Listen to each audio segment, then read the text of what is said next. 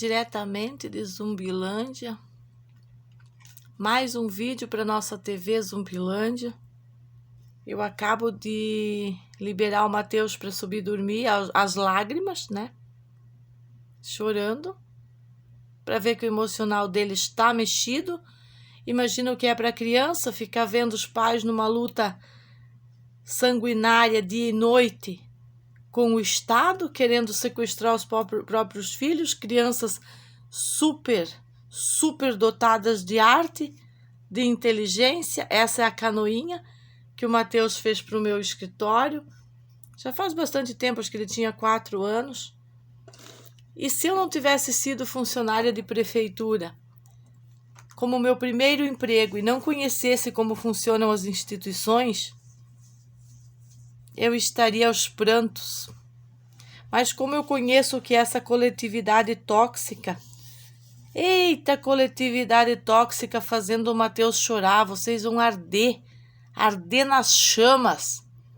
Todo esse judiciário canalha da doutrina positivista, que reza a cartilha da porcaria institucional, porcaria internacional, que nada a ver, tem nada a ver com as crianças de Santa Catarina. Imbecis que não são capazes de ler, né? As diferenças, não são capazes de respeitar as diferenças, aí querem vir com cartilhas multicores internacionais para fazer uma criança chorar, uma criança preocupar. Porque ele tem 9 anos, mas eu com 9 anos tinha decidido ser a presidente do Brasil para consertar o mundo. Como que tá a cabecinha dele? E isso não é exposição depois de umas cadela invadir o segredo de justiça. Sequestradora, único objetivo é sequestrar o filho dos pais. 170 assinaturas de canalhas que não querem respeitar que existe uma estrutura por trás do Matheus, desde pandemia, desde tudo, que até o judiciário já entendeu. Mas tem muito trabalho lá para o judiciário.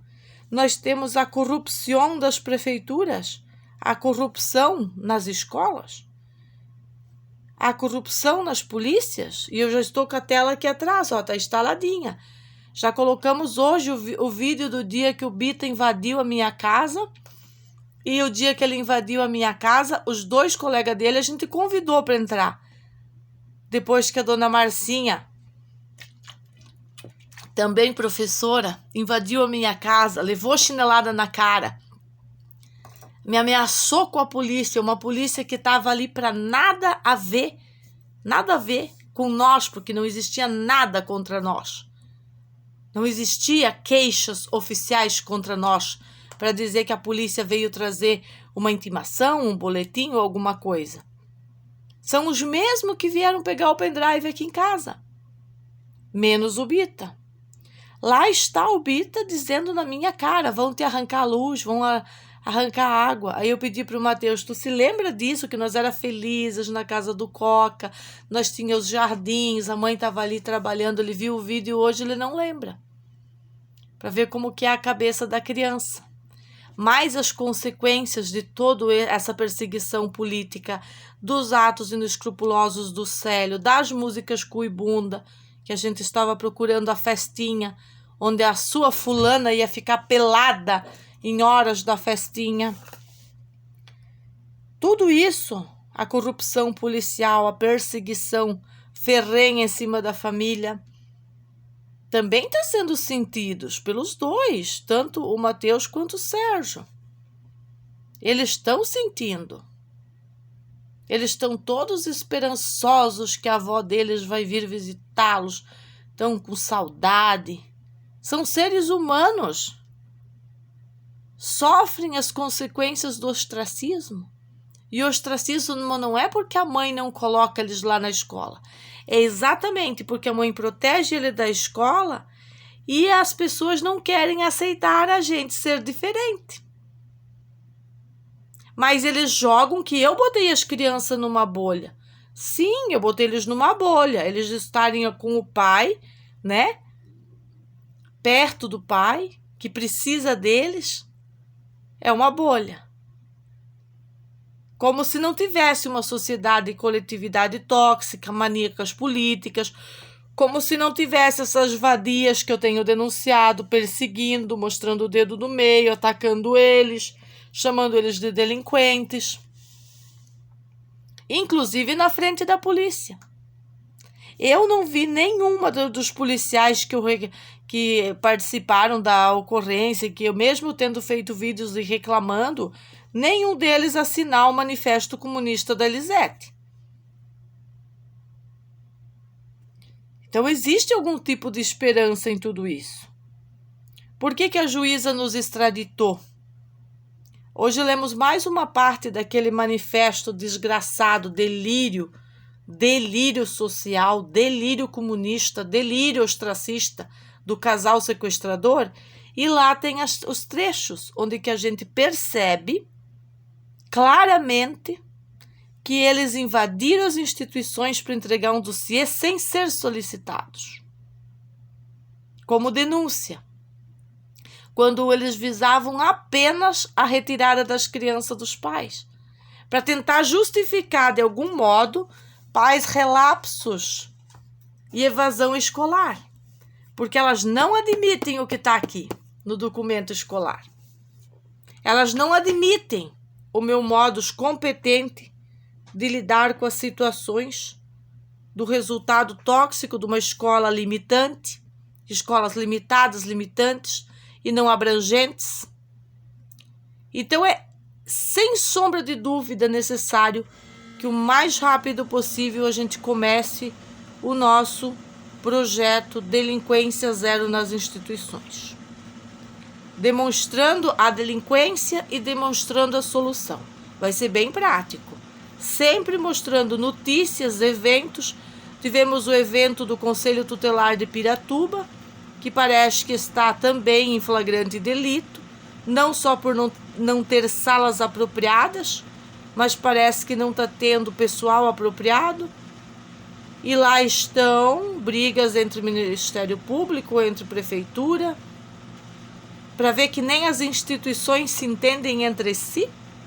Como que elas vão fazer uma ação contundente entre elas para verificar que a promotoria falhou ao aceitar uma denúncia do Conselho Tutelar, que não checou em nenhum momento se era verossímil ou se era putinhas maconheira perseguindo a família? Existiu um complô do Conselho Tutelar, que também tem a ver com essa assistente social da Lagoa da Conceição, a senhora Daiane Correia de Souza, que conhece-nos e persegue-nos através de instituições, porque são pessoas que acham que ser todos a favor da escola resolve os problemas. E como disse hoje o professor, se tiver uma bolinha dessas falando diferente do que todo mundo fala, não quer dizer que um saco cheio de bolinhas dessa, por estar falando contra essa bolinha, que é uma pessoa, que todas essas coletividades tóxicas vão estar certas. Porque eu posso estar aqui sozinha e ser certa e a coletividade tóxica estar errada. E em relação aos meus filhos, minhas regras, é isso. Eu sei o que é melhor para os meus filhos. Não é o Estado que sabe. Estado não dá conta da segurança, não dá conta de educadoras de qualidade, porque esse bando de maconheira foi lá e assinou o Manifesto Comunista da Elisete, sem sombra de dúvidas que tinham intenções pessoais em ver o desastre da família, ver a família ser arrebentada, não suportam uma família forte, não suportam uma família livre de vícios, não suportam a cura do Renato, que é um sucesso, não suportam que eu medico meus filhos com vitamina C, não só a do Dr. Denésio, mas também a vitamina C que a gente usa de 500 gramas, não é todo dia, são doses aleatórias, conforme as necessidades, e eu dou B12 para eles também, tá? Doses semanais. Eles tomam sim, isso, tomam. E inclusive eles têm spray cicatrizante para mosquitos, todos esses procedimentos, só que como eles vivem muito na natureza, na oficina, É muito menos telas e mais natureza. Menos telas e mais natureza. Acompanhar o Renato é muita atividade. Caminha para cima e para baixo. De um bote no outro, sai. Eu não, eu fico mais aqui dentro de casa. Até demais. Porque não dá para largar a rotina. E eu não tenho uma cozinheira, uma faxineira. Não tem nada disso. É tudo a gente que cuida da nossa vida. Que faz o nosso próprio pão, que vem tudo in natura, os alimentos e tem que ser feito a rotina alimentar dessas crianças. Outra coisa importante é que o Sérgio tem se destacado na culinária, que se ele não estivesse no emprego, já querendo ir para o menor aprendiz, ou para essas coisas, não teria tempo de estar estudando a oratória, de estar se dedicando à cozinha, não teria se dedicado a uma oficina, a usar uma furadeira de bancada. Qual o problema do menino de 15 anos, senhora Elisete e senhor Nando, o especialista? O especialista em andar por aí balançando as bagas. Qual o problema do menino de 15 anos usar furadeira de bancada, ter uma mesa de oficina, fazer a sua arte, né? Qual o problema nisso? Não tem problema, tem soluções. Tá com acne na cara? Tem soluções. Nós não somos pais relapso. Aqui existe uma mesa, uma estrutura. Uma estrutura para cuidar dessas crianças. Pais estruturados. Pais conscientes, pais estruturados. É importante entender sobre pais estruturados, né? Porque se não entender o que é uma estrutura familiar, vai depender do Estado e da escola. Pais estruturados não precisam do Estado. Mas eu, como uma boa contribuidora social desde os anos de 2016, trabalhando de graça para o meu estado maior, para o meu estado de Santa Catarina, quando passei a ser de cabeleireira cuidadora do Renato e trabalhos de cabelo eventual, quando tentei montar a feira, linda, tenho que botar os vídeos aqui na tela para vocês acompanhar. A nossa feira sempre foi linda. A nossa feira foi a coisa mais linda que a Costa da Lagoa teve. Além das bodegas de beira de praia para vender cachaça. Foi a nossa feira. E eu vou fazer questão de reagir a muitos vídeos do arquivo do governador Renato e demonstrar como que nós tínhamos amizade, como que aquela era popularmente frequentado, bem frequentado, todo mundo frequentava e tinha oportunidade de ter uma fruta fresca, de ter convivência social, que a feirinha nunca foi um problema, mas a inveja foi. Por isso que gerou todo esse ostracismo. Aí vem um canalha como o Alan e o Vaninho assinar o Manifesto Comunista da Elisete para ostracizar mais ainda a família? Não chegou a fechar a feirinha? Impedir a feira de funcionar, impedir o salão de funcionar. Tudo por causa de fofocas e stalking, quando sequer o Poder Judiciário tinha montado essa estratégia de evitar mais confusão social, que esses grupos de política fizessem mais confusão social, que é o que eles estão fazendo na nossa vida, assombrando nossas crianças. E aí, o terrorismo que você e o Nando fazem, casal de sequestradores, casal miserável, isso não expõe as crianças ao terror, ao medo, ao terrorismo? É fácil. Quando vocês não têm as respostas das perguntas, é porque vocês já perderam. Tudo que vocês incitaram e se excitaram com isso para ser contra a família, se voltou contra vocês. O velho ditado que diz: o feitiço vira contra o feiticeiro. Abaixa a magia. Aprenda, Elisete, a ser altivez de verdade. Não tentar ser superior. Tentar ser superior que nem dizem todos os nossos amigos e conterrâneos aqui de Santa Catarina, da ilha de Florianópolis, e que sempre moraram aqui desde o nascimento. Ela sempre quis ser superior. Chegou aqui a mocinha da faculdade achando que podia dominar tudo. Os tempos são outros, você está com 70 anos. Você não está mais aquela superioridade toda. E para isso também tem limites. Julgar todo mundo analfabeto e burro aqui fez com que você se tornasse a pessoa mais burra do mundo, ao ponto de invadir o segredo de justiça, ao ponto de colocar um canalha como teu macho tóxico, fazer dossiês paralelos ao seu dossiê e aquela porcaria toda.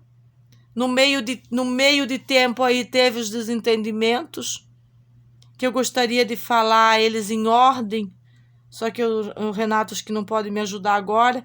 Vamos ver se a minha cabecinha trabalha bem para mim fechar o tempo aqui do vídeo, explicando como é que foram os ataques terroristas de vocês, não de 2020. Nós estamos falando dos ataques terroristas agora, nesses últimos meses, antes de abrir essa investigação para identificar quem que estava armado aqui na frente de casa, que teve o menor, como eu tenho falado em todos os vídeos, o filho do Jonas, né?